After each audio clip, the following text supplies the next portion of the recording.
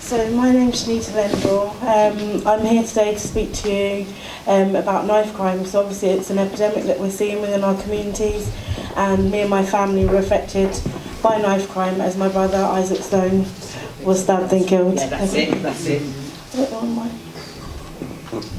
So Isaac was 19 when he was stabbed and killed, and we live in Bedford, so we live in quite a small town. I don't know if you know where Bedford is. It's quite small. Yeah. It's quite a small town, and Sorry, the guys at the back are saying that they can't hear. This lady's giving important messages, so it's important that they hear. So if you could just keep the mic, yeah? Yeah. Wonderful, wonderful.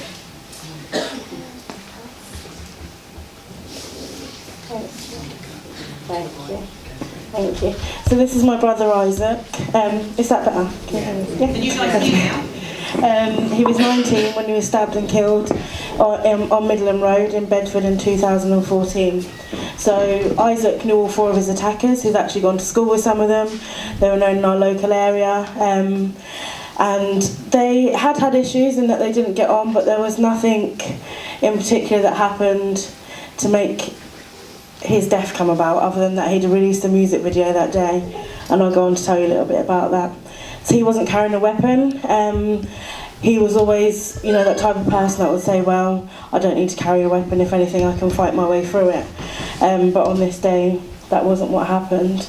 The boys that attacked Isaac were carrying meat cleavers and knives, and after two of his friends leaving the scene, Isaac was set upon in such a brutal attack that he was killed within minutes. His attackers couldn't actually give a reason why they killed him. To this day, we still don't have a reason. They decided that they didn't want to speak in court. So just kind of for a bit of a rundown of what happened that day, so the day's event. So Isaac had released a music video. In that music video, he was in the area where these boys lived. So three of them lived within the same area, and he was in his video. They're in that area, and they're throwing drinks on their names on a wall. One of his friends had spat on their names on a wall, and that was what was in the music video. I haven't got time to show it today, but it's on YouTube.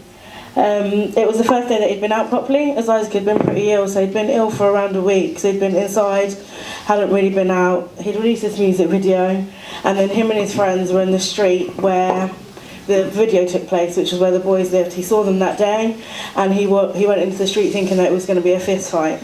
The reality was, as I said, they had knives and meat cleavers, so it was never ever going to be a fist fight from that point.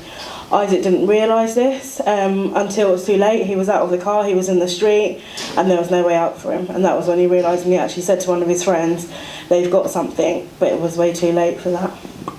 By 6:20, Isaac was bundled upon and stabbed.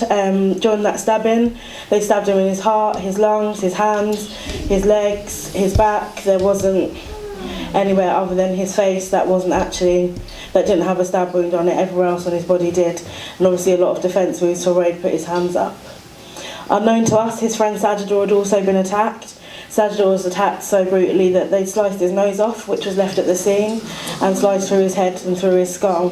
Sajidor did actually survive, and he's still with us today, but obviously for him, the reality is that he's still alive, and his friend was killed on that day, and he's had a lot of struggles through that, but as a family he still keeps in contact, and we keep in contact with him. We went straight to the hospital that day, and we were faced with a line of police. When we got to the hospital, they actually said to us, I'm really sorry, but you can't come through.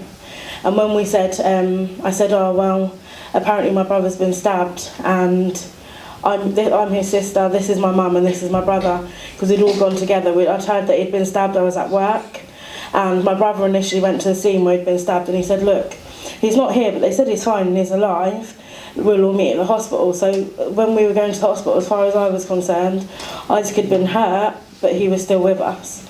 So we all went to the hospital, and we actually said, can we, this is my brother and this is my mum, and the policemen just looked at us and they put their heads down and they just parted and let us through.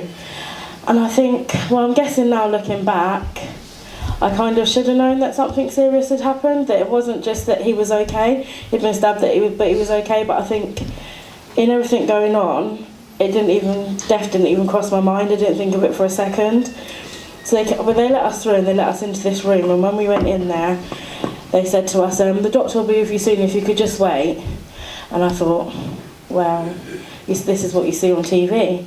You know, you see people that they put them into a room and say, can you wait for the doctor? And I thought, maybe it's really serious, maybe they're going to class as in intensive care, or still death didn't even cross my mind, I didn't think about it. And I remember my mum saying to me, it's really bad, and I was saying to her, no, I think it's going to be all right, you know, they just have to put us in here just to explain kind of thing. And at this point I was thinking, I'm not sure, but I just didn't think death. For some reason I didn't think death. So the doctor came in eventually, after what seemed like forever, and said, I'm really sorry, but your brother's died. I'm not going to beat around the bush, Isaac's died. And I looked at him and I thought, maybe he's got it wrong, you know. So I said to him, look, here's a picture, if you can go and just double check. So he went in and he checked, and he came back and he said, no, it's him. And I said, well, you know, people look different in pictures, so if you could just take another picture. And I saw the look on his face now looking back, and I think he felt like he had to just do it, he had to humour me, he had to say yes. So he went back and he came back and he said, yeah, it's definitely him. So at that point, obviously for us, everybody broke down. And people outside the hospital actually said that they knew that Isaac had died from the noises that came from that room. I don't really remember much after that. So the next thing I remember is that I'd asked if I could go and see Isaac. And the doctor said, yeah, you can go and see him, but you're going to have to wait. You know, we have to clear him up. We've been working on him to try and keep him alive. So I said, okay, that's fine. So I waited and waited. And after a while, he came back and he said, I'm really sorry, but you can't see Isaac. And I was like, well, you told me that I could. I've waited all this time. Why not? And he said, well, actually, his body's now a murder scene. So that means that if you go in there and any of your fabrics from your clothes or any of your DNA transfers, it's going to be hard because he's now actually the murder scene. You have to wait. So at that point, I just refused to leave and said, well, not until I've seen him, I'm not going to go. And what he said was, well, what we can do is we can wheel him past you on the trolley, but you've got to promise not to touch him. So that was the reality, that was the only choice that I had, and that's what they did. And for us, that was the day that our life sentence began. So these are some of the headlines at the time that were in the local newspaper. So this one here is actually sagittal, and this is some of the damage that happened to his face. They have done operations for him, but the reality is that they haven't worked, and he'd have to have another one and another one. And the one that they're talking about at the moment is, I think he thinks that it'll be quite degrading for him. He'd have to grow a bubble on his head to be able to fix his nose, and for him, people already stare at him, so it's not something that he wants to do. So the reality behind those headlines was Isaac's body was left at the side of the road like he didn't belong to anybody. And for us, he's somebody, you know, brother, son, cousin. So Isaac's body was a murder scene, so he'd been stabbed so many times. From his neck down, he had 11 serious stab wounds, but they were just the serious ones. They didn't include the smaller ones or the smaller scratches. They were just the serious ones like his lung, his heart, those kind of stab wounds. They were the ones that they detailed. He was kept for so long that his body started to liquefy, so that meant that when we went to see him at the funeral parlour, we couldn't actually have the coffin open. Had to seal it straight away. And anything that we wanted, so he was dressed naked because actually we couldn't dress him. He didn't have much of a body left to dress, because the reality is that when somebody's a murder scene, they have to keep them at a certain temperature to be able to keep on gathering evidence. That means that in doing that, their body starts to liquefy at a much faster rate. So for us, we weren't left with the Isaac we knew, we were left with a sealed coffin and what we knew was liquid inside. So they put all the stuff that we wanted inside that coffin and they sealed it instantly. There was no privacy for us. Everything was in the media. We had contact from newspapers. We had, even in the court case, we had reporters following us. It was very, very stressful. Even for family members that came to support us, they were like, we don't know how you do this. And to be honest, neither did we. We just got on with it. That was the only thing we knew to do, is every day we had to take another step and we had to try and get justice for Isaac. And as a family, we had to face a trial, and for us we wanted justice, which meant watching the CCTV and seeing those last moments of Isaac's life. So for us, I think that was probably one of the most stressful parts, is actually watching it and replaying it, and then actually that being shared in the court, and as well as that, sitting with the family that, you know, the perpetrator's family, because that's the hardest thing, because actually they didn't believe that their sons did it. So for us it was really, really hard actually having to sit there with them, but we gave them respect, because at the end of the day none of us asked for this situation, so we had to give that respect. So these are the perpetrators, And the reason that I'm speaking about them today is just kind of to give you a bit of background about them. These young boys, they served prison sentences. They were the main income for their family. They'd been ingrained in violence and trouble since they were quite young. But that's not to say that they were just bad young people. At the end of the day, we've got so many young people that are out here and are involved in knife crime. Every single one of these young people can't be bad. You know, some of these young people are brought up in a certain way, and this is ingrained in them. For me, obviously, I can never forgive these boys for what they've done, but the reality is these are like any other boys that we see in, you know, day in, day out in our communities, and a lot of them have been brought up in a certain way where this lifestyle is ingrained. And as hurtful as it is for me, this is something that we have to admit, and it's something that we have to work on, and as hard as it is, support these young people too. So these are some of the boys. These two were brothers, and they were charged with manslaughter also for slicing Sajdor's nose off. They got 28 years and 26 years. Fahim, who was a long-time friend of theirs, was 24. He lived in the street behind the Mia brothers, and he had been involved in some of these crimes with them. So I think about 2 years before they killed Isaac, they'd shot a man in the face on the same street. They had held a girl hostage in a Claire store. So for them, it was kind of something that was building and building and building and building, and it was inevitable that it was going to get worse and worse. So Mohammed, who was 22, he had been attending university. So for him, by all accounts, this was nothing like his character, from what we were told. He'd been attending university, his dad had died, he was supporting his sisters, and he actually used to come home and work at Primark in the weekends. And it just so happened this weekend he was working at Primark, and he'd met up with his childhood friends. They always kind of hung around together, and what he said was he didn't think that they were actually going to kill Isaac. He thought they were just going to scare him. You know, they were going there to scare him, there wasn't going to be any kind of death, and so that's how he kind of got entwined in it. But for him, you know, this is a young boy who's trying with his life, who's trying to change something, and actually the wrong moment, the wrong time, and not being his own person and making his own decision is how he ended up in this situation, which is something that I often go around and kind of really explain to young people when I go to schools and stuff. This is why you have to make your own mind up. This is why you have to decide. This is why you can't follow other people, because look at the situation he's in. So the reality for all of us is that it's a lose-lose situation. Nobody won in that situation. Isaac's no longer here. And for their families, they woke up that morning never expecting their child to kill somebody.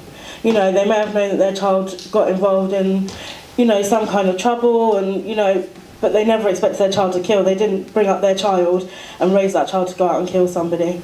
So it's a lose-lose situation for both of us, for us and for them.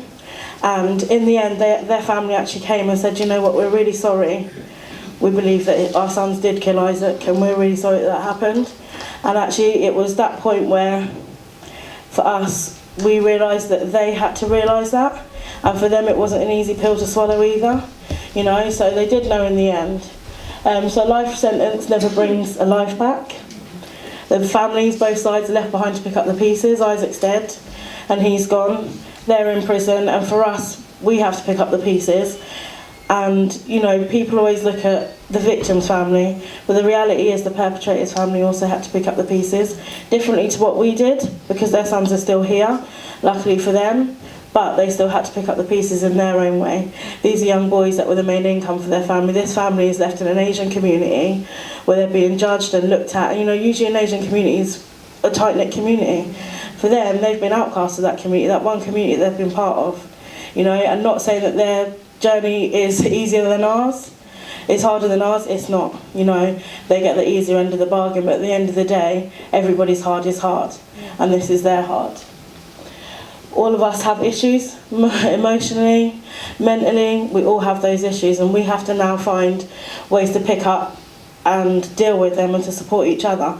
Everybody in our family deals with it differently. I go out, I speak in schools, I come to places like this and I speak, you know, I go to prisons and stuff like that, but for my mum, that's not an option, and for my brother, that's definitely not an option. He is so quiet, he'd rather be the person that hid, but he's happy to give me ideas and speak to me, but we all have dealt with it very differently. My brother's thrown himself into his family, my mum's been quite poorly, and she has never really been the same. She's never been able to recover and be the same. And for me, it's my way of doing something for Isaac and my way of doing something for the community is going out and doing things like this.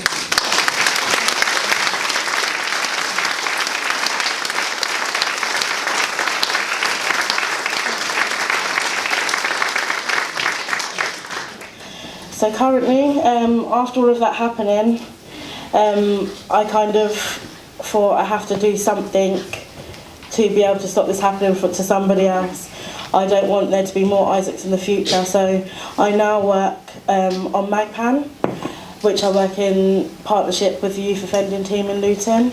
I go out to schools, I go to prisons, I go pretty much anywhere that people will listen to my voice, because it's important that we don't have more Isaacs, but it's also important that people see from both sides of the book. You know, I don't ever want to come up here and advocate for people that are perpetrators that have killed my brother, no. But I have to be honest in saying that the reality is they had a hard life too. And people have to look at both sides. These young people need support. It's not always about throwing them into prison. Yes, I'm happy that we got justice and they did get a prison sentence, but then in doing that they need rehabilitation, because otherwise they're going to come out and it's going to be worse. So the reality is that before it gets to that point, when we see these signalling factors, you know, that when we see these things happening and building up, instead of waiting for it to get to the point where they end up killing somebody and they end up in prison, we need to put that support in at the lower level, the beginning levels, ensure that we're supporting these young people so actually they've got that chance to turn their lives around. So I work directly with young people within the family home. So I go out and I support the young person as well as their family and see what I can do to build the whole family relationship and see how I can improve that and how we can make those changes that they need. I support in employment, education and training, and I'll be duplicating that process around Bedfordshire. So my dream is to get bigger than Bedfordshire, but at the minute I'm in Bedfordshire, but eventually I'd like to spread that nationwide and be able to support as many families, as many people as I can.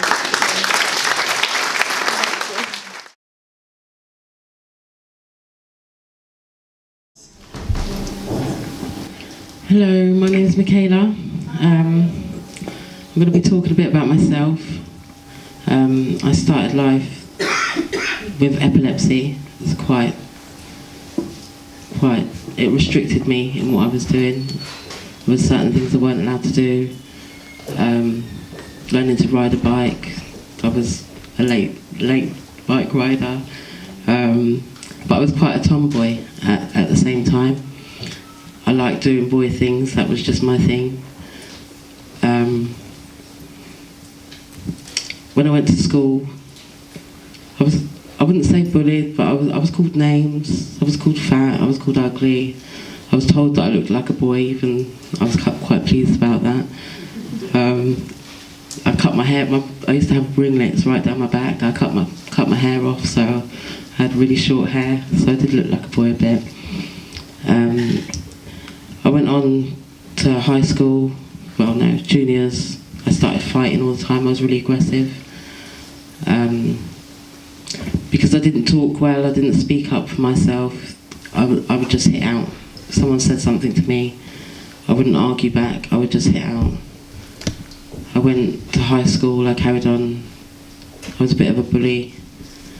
I used to beat people up, anyone that got in my way, I would beat them up. Finally I was expelled for beating up the teacher. I left school, started to hang out with older people. Some people would say they're a bad crowd, but I wouldn't say that they was a bad crowd because they let me be around them when no one else would. They respected me, they didn't treat me like I was stupid. They gave me status and self-worth. But this is when I first got into trouble. Some of my first offences were carrying offensive weapons, street robbery, and TWOC, taken without owner's consent. It's car theft. I moved in with working girls. They looked after me too. I was never made to do anything. Even the people like the pimps respected me. No one was allowed to look at me or look at me anyway. they looked after me. So I will not down them now, because they did look after me.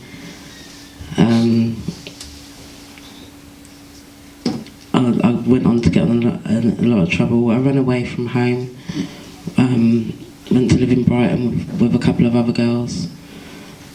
We lived on the streets and learned to shoplift to get by. I loved it, I felt free. When I come back, I continued to shoplift and met another group of girls, and we'd get dressed up so we didn't look suspicious, and we'd go out of town and we'd steal to order. Like we got greedy one day, basically, in St Albans. We greedy to the extent of we filled up the car so we couldn't fit in. We'd got away with so much. There was thousands and thousands of pounds worth of stuff. It went to court. I was the only one that went to prison, but then I was the only one that didn't show any remorse, because I was that stubborn-minded. I didn't. Part of me wanted to go. I wanted that experience. I wanted that because it was the way I'd learned to gain respect, to gain that self-worth that I wanted. But when I went to prison, I was pregnant at the time with my first child. But that's where I learned about drugs. There's a lot of cannabis and there's a lot of heroin in prison. Bearing in mind I was pregnant and I was on the maternity ward. But the main drug was heroin. That's what we learned about. But drugs, people judge people on drugs, but you have to look at what it blocks out. When I was on the streets in Brighton, it provided everything. It stopped you feeling hungry. It stopped you feeling cold. It blocked out your situation that you was in, so you could cope with the everyday life. You could cope with being on the streets. When I went to prison, it taught me things that I didn't know. So when I come out, I didn't stop offending. I carried on offending, but I didn't get caught. I learned how not to get caught.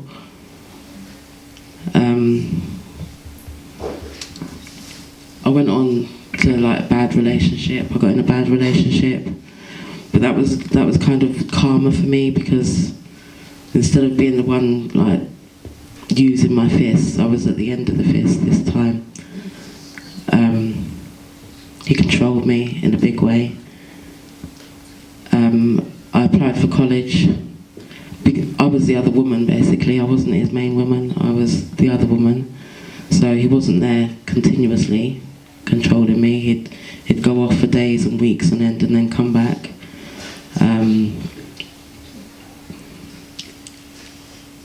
I had a friend in the meantime. This is when I went to do plastering. I had a friend and her boyfriend did plastering, and we were plastering our front room one day, and he realised how good I was at plastering. So I went on to learn plastering. I went to college for it, but my partner at the time didn't like the idea of me being in college. So I convinced him to sign up to college at the same time, because he was good at electronics. So he trained as an electrician. He struggled though, but he couldn't add up. He found it difficult writing and things like that. So I'd spend most of my time teaching him and doing his homework and teaching him what he had to know to get through on the course, whilst I was doing my plastering course. And he passed and went on. But for me, it was a way. I knew what self-worth meant to me. So for me, it was a way he had to learn his own self-worth. I had to teach, even though it was a struggle. He'd come in at 2 o'clock in the morning and expect me to get up and do his homework, and if I wasn't allowed to be tired. I had to be awake all the time. That still affects me now. I don't sleep at night because any little sound, it just wakes me up, because I know that I have to be awake. That's a continuous thing that carries with me. But he passed his course and he went on to be an electrician, and he's on good money. He leaves me alone now. We're not together. I had to call the police on him one day because I've become a prisoner in the bedroom door. I didn't have a bedroom door, but I wasn't allowed out. Every time I went out the bedroom, it would cause arguments, or my kids wouldn't be allowed to go and see my parents, my mum at the weekends and stuff. He would punish me that way.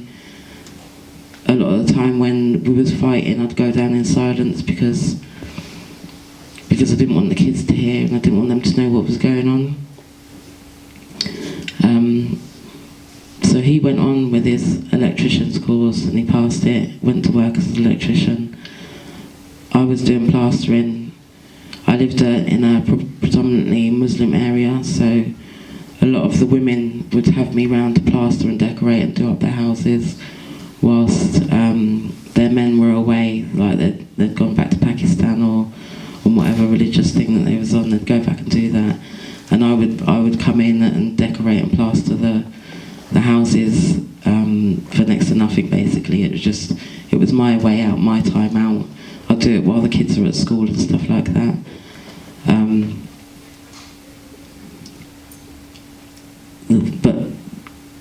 But there was a lot of rumours going about with me at the same time, because I was seen out and about with Asian people. Some people had thought that I'd converted to Islam and were talking about me, but they were my friends. Like a lot of the time, people would see me in town carrying people's stuff for them, and because the women were in their burqas and all covered up, it looked like I was some sort of slave to them. But genuinely, I was just carrying paint and stuff because I knew that they weren't strong enough to carry it, and I was quite a strong person. But the rumour went round that I'd converted to Islam. But I gained so much respect at that point from the Muslim women and their families. The younger sons, the older sons as well, would see me doing what they perceive as men's work in their homes, and they respected me for that. They all went on to respect me for that. At one point, and I do class this as one of my biggest achievements, I sat at the men's table for Eid one day. They allowed me to come in and sit at the men, and they insisted that I sit there because I was doing that kind of work. And there's a lot of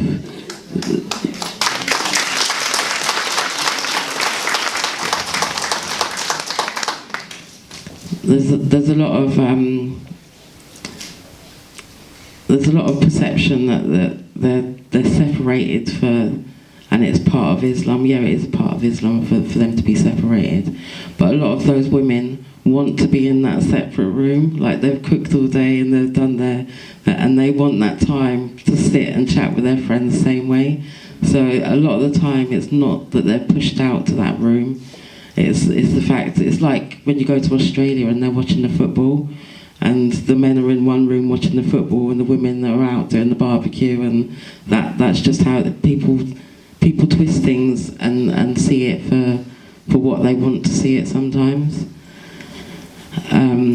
But whilst I'd taught my partner I left him, but he was still in my life, because he hadn't. At that point he hadn't found a job. He was a qualified electrician, but he hadn't found work. So he'd gone back to his woman basically. I called the police. He was still coming in and out of my house. He'd come in and take things from the house that belonged to, like, the PlayStation 4. I bought a PlayStation 4. It just disappeared one day. He's the only one that could have done it. The only one that was able to just walk in the house like that.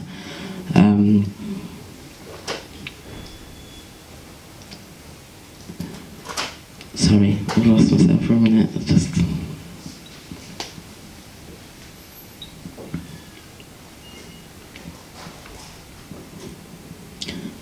We got into an argument one day, and I applied to university. He didn't want me to go to university. He took one of each of every shoe that I had. Took my laptop. He knew that I was growing away from him. I was getting stronger without him. I didn't need him anymore. I didn't phone him anymore. He would just turn up unexpectedly when he was ready. And I I didn't know how to get rid of him. And I've got to mention this. I read at university there's a thing called the Good Lives model, and it teaches. It says when there's someone that's doing criminal activity, you have to fix their surroundings and give them something that, like I said before, self-worth. That you have to give them their own self-worth. So I made up a CV and put it online for him, and he started to get phone calls for work as an electrician, and that's how he got to be an electrician, because we got into an argument one day, and I called him a waste man, told him that he was a waste man, and that he wasn't capable, and that he had this college course now and he wasn't doing nothing with it, and that he should go back to where he come from and sitting down at the bottom of the flats drinking beer. I'd posted this CV online, so when the phone calls started to come through for the CV that had been online, he come back to me and he's like, yeah, people do see this. I goes, yeah, but you're not doing the jobs. You're not actually going out there and doing the job. You have to do the job before you can come and say, yeah, that you're right. So it was kind of, what do you call it? Reverse psychology. And he went and applied for the job, and then he started to leave me alone. Meanwhile, I was doing my degree, doing a degree in criminology. I just walked into I'd been expelled from school. I only had the plaster in. That wasn't relevant to what they wanted. So I walked in the university one day and told them that I needed to be there. I went for a list of lecturers that were there. They all said no. Finally, I spoke to Ian Bridgman. He's like the top criminologist there. He's a professor. And he allowed me to be on the course. My mum passed away that year, the year that I started, so I struggled. They let me resit the exams for that reason. I finally got my degree. I passed with a high class 2-1.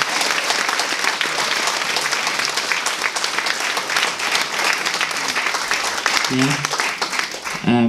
I'm doing my masters at the moment.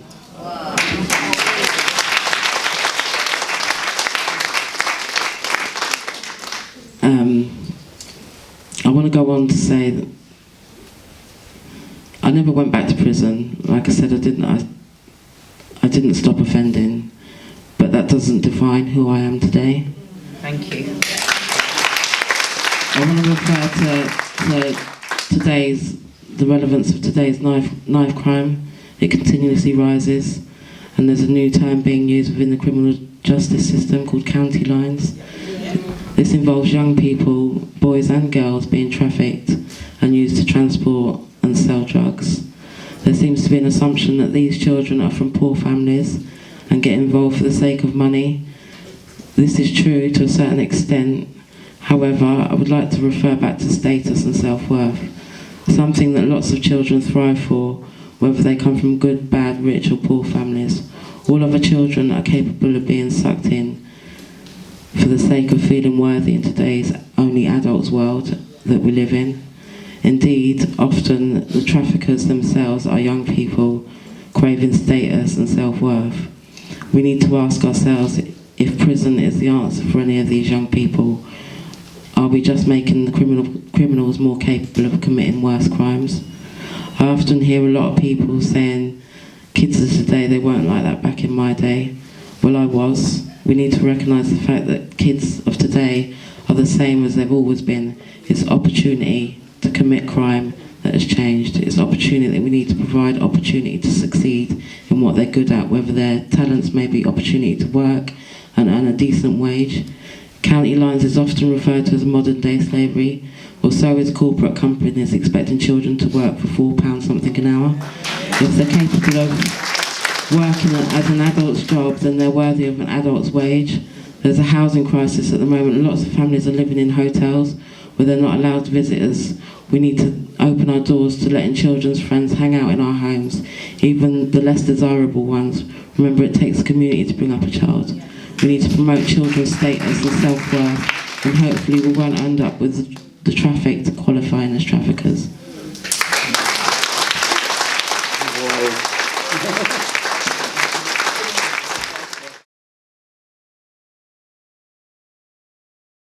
Thank you. Michala, how am I going to follow that? Okay. Hi, my name's Desray Thompson. I'll be speaking to you on human trafficking. Okay, it's not very well, but about 4 or 5 years ago, I started speaking out on human trafficking, and I call myself Broken Chains, Hands Untied.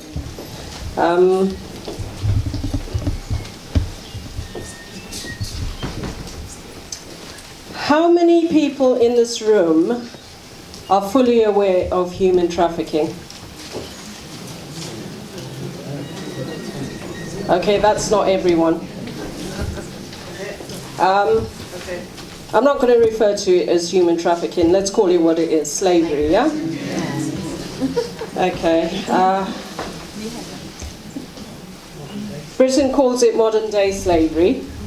So modern-day slavery is a term used within the UK and is defined within the Modern-Day Slavery Act 2015. The Act categorizes offences of slavery, servitude, and forced or compulsory labour and human trafficking. And that the term human trafficking comes from the Palermo Protocol. These crimes include holding a person in a position of slavery, servitude, forced or compulsory labour, facilitating their travel with the intention of exploiting them soon after. Although trafficking often involves an international cross-border element, it is also possible to be a victim of slavery within your own country. It is possible to be a victim even if consent has been given to be moved. Children cannot give consent to being exploited. Therefore, the element of coercion or deception does not need to be present to prove an offence. Michala mentioned crossing county lines. That's a form of slavery. And it's actually become a part of the Modern-Day Slavery Act here.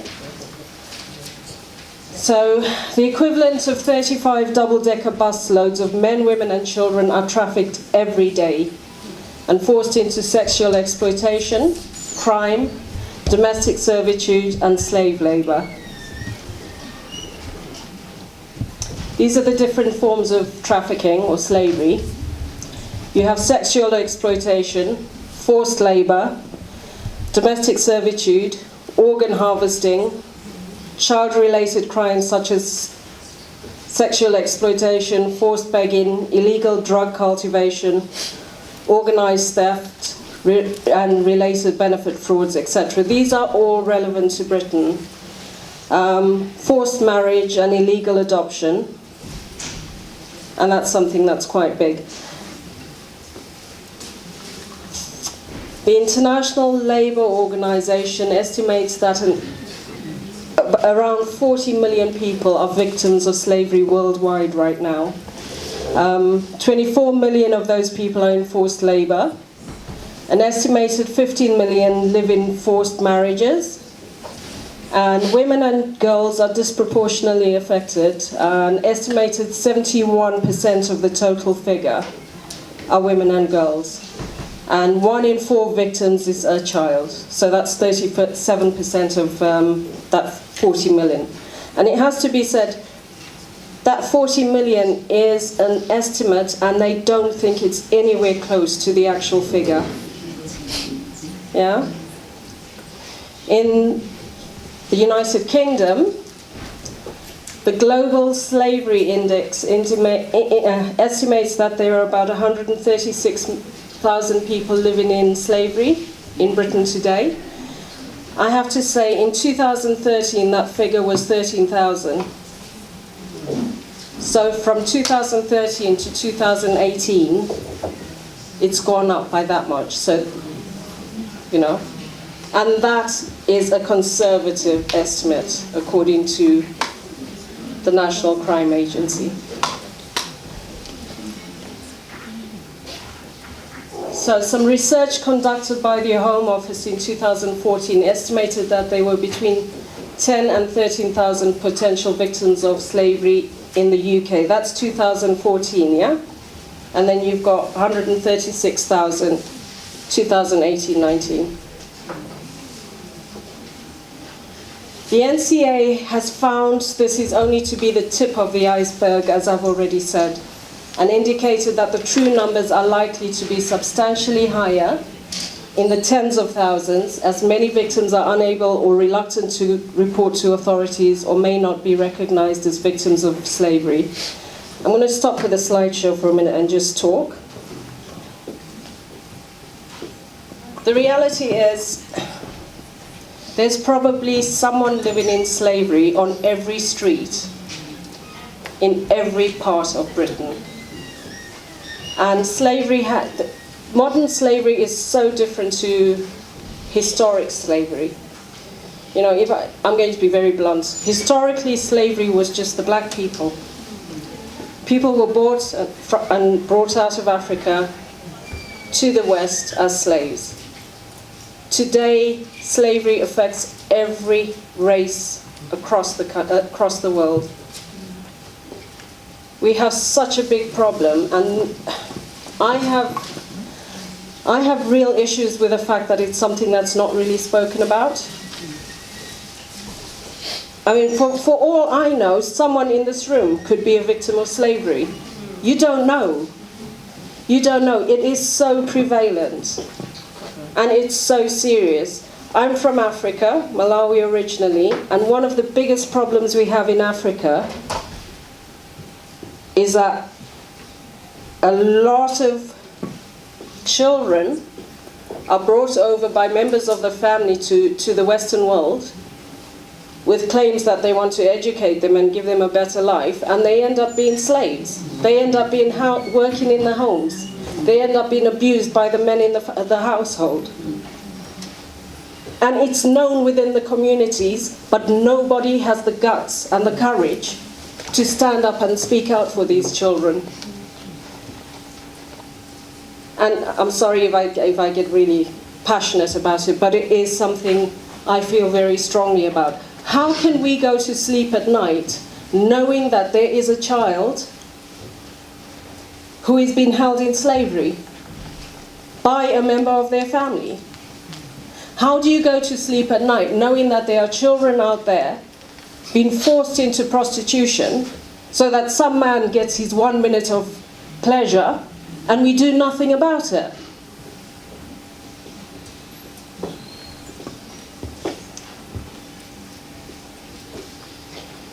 Child sex abuse is a big problem, and it's got even worse now, and it's even more difficult to control and to police because cyber sex trafficking is on the rise.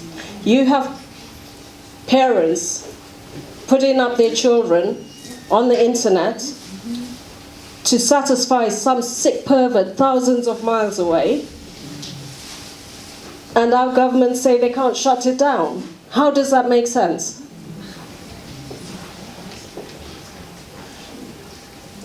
There's a big rise in young boys and men being forced into prostitution. And I know it's Women's International Day, but we are the mothers of these boys. So we can't not speak about it. And human trafficking is fast becoming, if not has become, the fastest growing criminal enterprise in the world. These are just images I've taken for you to see. And this was in the media. The migrants that are being sold in slave camps in Libya. It's a known fact, it's in the news. Everybody's talking about it.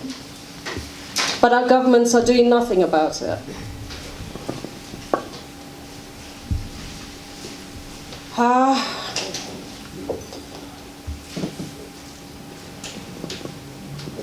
Sorry, I get really passionate about this, and I have to learn to control my anger. In Britain today, I was looking at some research yesterday. 1 in every 5 people is totally oblivious to the fact that slavery exists. I mean, on the plus, there's been more awareness globally about trafficking, about slavery. There's been more convictions, but not enough. I'm going to give you some figures for Britain. for the last quarter from the National Crime Agency. These are the last quarter figures for October through to the end of December. 1,961 people were rescued from slavery in the United Kingdom. Of those 1,961, 418 were British and 410 were children. That's happening here. You know, it's not happening in poor Africa, and it's not happening in Cambodia and Thailand. That is happening here.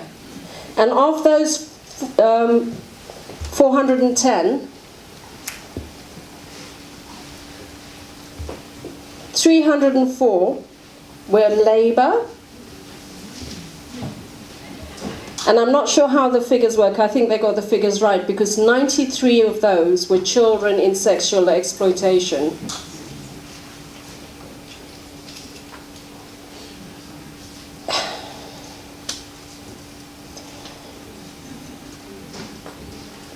We know of the cases, the big ones that make the media. We know about the historic child sexual exploitation cases that have gained so much media attention.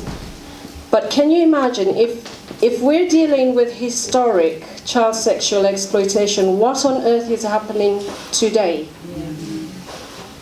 What are our children going through? We have to be more aware of just how easy it is to get a child involved in trafficking or to get a child trafficked. Instagram has become the easiest tool for traffickers to recruit children. Snapchat, any form of social media, wherever the children are on social media, they are at risk of trafficking. We need to speak to our children, and we need to speak to them honestly. Not think, oh, she's too young or he's too young to be talked to about these things. We need to get real in the way we speak to our children. We need not to hide what is going on. You know, I'm sure Stepping Stones probably deals with sexual exploitation cases in some way. And I'm thankful we have organisations like Stepping Stones in Luton. Last year there was a big historic sexual exploitation investigation carried out in Luton. I know the case was held in April and a few men were convicted.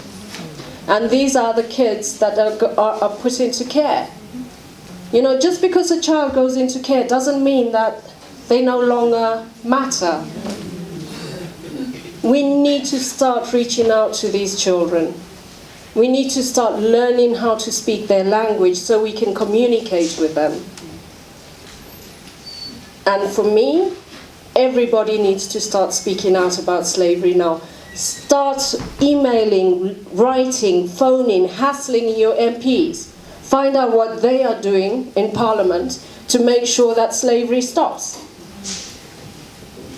150 billion US dollars. That's the estimated amount of money that is made out of trafficking worldwide.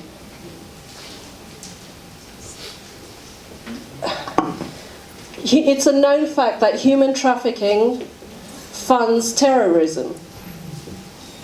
Well, if governments want to end terrorism and they want to shut down terrorist groups, put a stop to slavery. Stop talking about what you think you can do and start acting. And people in communities need to be involved. This is something that governments aren't going to be able to stop on their own. We need to speak out about it. Thank you.